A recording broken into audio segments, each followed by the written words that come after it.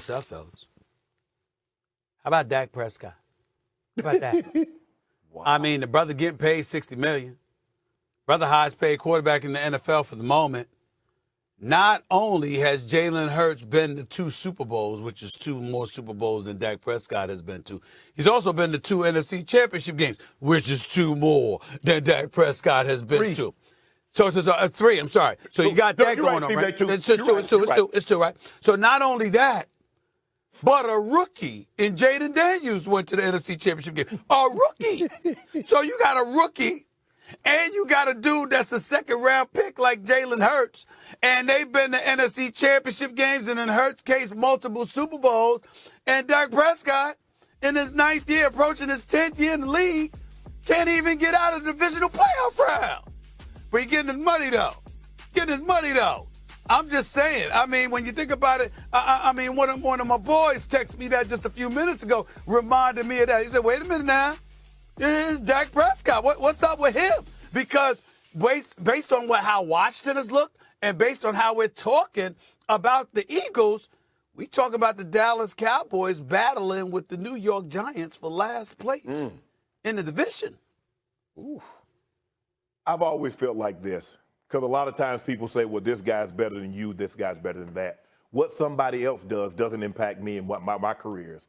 I look at Jalen Hurts, and I don't think it has any impact on what these other guys do. These other guys are standalone. They'll have their moment.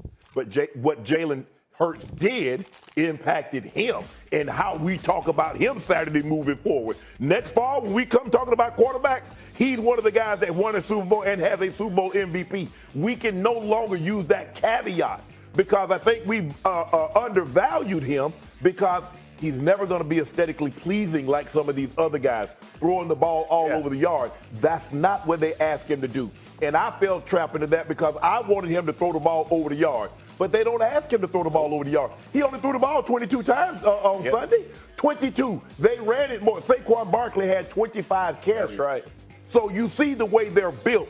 They're built to run and throw out. They're going to throw it when they want to, but they're not going to let you dictate when they throw it and how much they throw it. So for me, I don't think it impacts Lamar. Lamar is a 2-time league MVP. If Lamar Jackson quit playing tomorrow, Lamar Jackson is a first ballot Hall of Famer. Now, I'm not so sure about these other guys. I'm not sure Burrow is a first ballot. I'm not sure Josh Allen is a first ballot. But when you are Lamar Jackson and you're a 3-time first team all NFL player, you're a two-time MVP, yeah. But I don't think it impacts. You got to be careful because you know the old saying, what you eat don't make me go to the bathroom. What Jalen Hurts accomplished should not impact one iota. What it should do is make us highlight and emphasize just how good Jalen Hurts is. And I agree with the part about Jalen Hurts. Like, I think he is way undervalued. I've defended him all season. And their style of play, right? And I think that's what I love about Jalen Hurts is that when he threw for 60 whatever yards and everybody's talking about his yards and feet and, you know, all that kind of stuff, he don't get up there, man, and divide his team, right? He is the perfect teammate. That's why they win. And when he's asked to do something, he continually shows he's fully capable of doing it. I will say this, though. The pressure to me does go back to the top quarterbacks of our game. And I'm putting that in quotation because there's a lot of them, right? I mean, the Burrows, the Lamar Jacksons, the Josh Allens. Take Mahomes out of this category because he's in a category all his own for how his career started. But those guys, in the largest moments, Hurts continues to show up.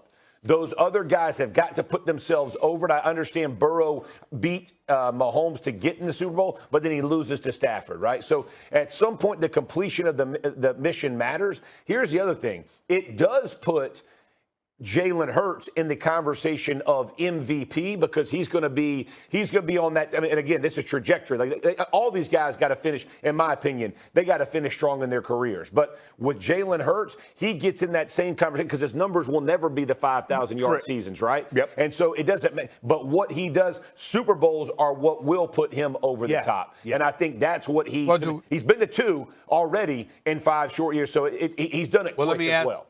Let me ask you both this question. Do we know for sure he's never going to be in that 5,000-yard category? Because according to him, just because I don't doesn't mean I can't. just because I don't know if they're going to give doesn't mean him we the can. opportunities. Yeah. No, I think he can. I think he can. I don't think that's. I think Philadelphia has a very unique style of the way they want to play. Howie Roseman understands it. He wants to play tough defense. They want to set themselves up. They're going to have a good offensive line. His Jalen Hurts' ability to run and throw gives them an advantage. And I think they're comfortable with the Vic Fangio style defense, where they're tight. They don't have to go. Listen, it is a low risk, high reward way of winning. And when he does that and you can accomplish it and your quarterback doesn't try to force things, that's what Jalen doesn't get credit for. He doesn't force anything. Nope. He allows the game to come to him, and ultimately they end up winning. That's why he's the teammate he is. Tell me if you agree with me, Stephen A. and Saturday on this. Okay.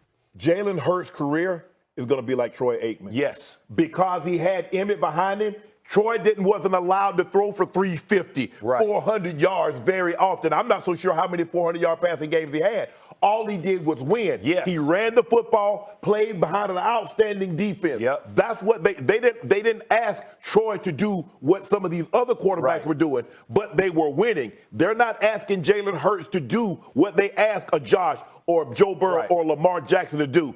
But look at Josh Allen, defensive coordinator, got fired. Yep. You look at Joe Burrow, his defensive coordinator got fired. Right. Now, Vic Fangio is going to have this job as long as he wants it. Absolutely. And so that's the question. That's the way I look at Jalen Hurts. He's not a guy that they ask to do, but when they ask him to do what he does it, he get it done. He shows up and does it. That's the whole thing. That's what I was saying all season.